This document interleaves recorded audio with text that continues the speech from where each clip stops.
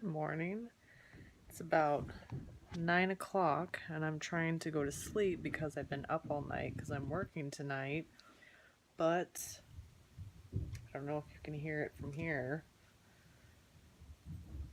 There's scaffolding being put together outside because our upper porch has been missing for about 2 weeks and our landlady finally found somebody to repair it after, I'm guessing, the guy she hired to do the whole job quit because she's crazy. Who knows how long this takes. I don't know how long it takes to put scaffolding together, but hopefully I'll get to sleep sometime this morning, sometime before noon. The one dog, he's already asleep. He doesn't care that there's strangers outside the door banging metal pieces together. And the other one's over there by the sliding door kind of growling off and on. Yay! All done with work. It wasn't too bad, just tired because it's my first night back, but I only have one more night and then I'm off on the 4th, so that'll be nice. I'll go home and probably make half a sandwich and wake the dogs and Corey up.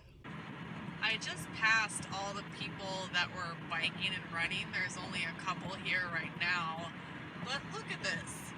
This takes some serious dedication. It's 54 degrees outside. This bridge is super windy and wet and cold, and there are constantly people running and biking on this bridge. Even mornings when it's been pouring down rain, they're still here. I guess that's why, look at them. I guess that's why they're fit and I've got like 25 pounds to lose.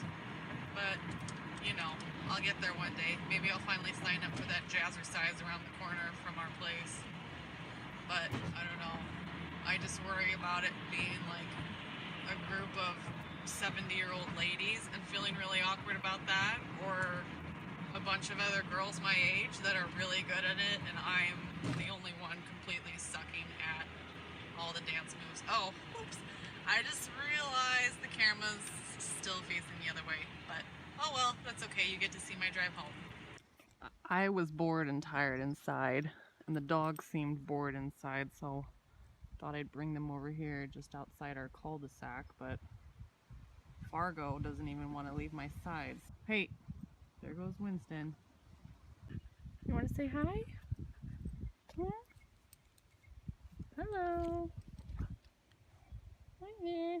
Oh, you're so sweet. Yeah. You're so sweet.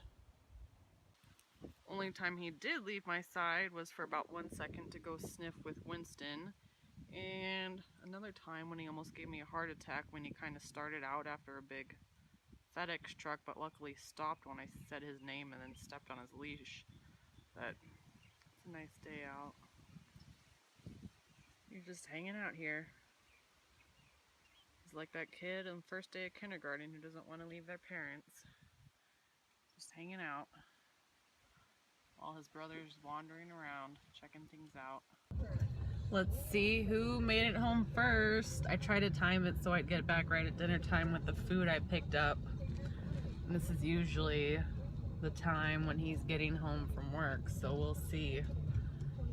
When my brother and I were little, oh, he made it first. My mom and I and him would be getting home from somewhere around his usual time. We'd always guess to see if he was home or not. My dad, not Corey.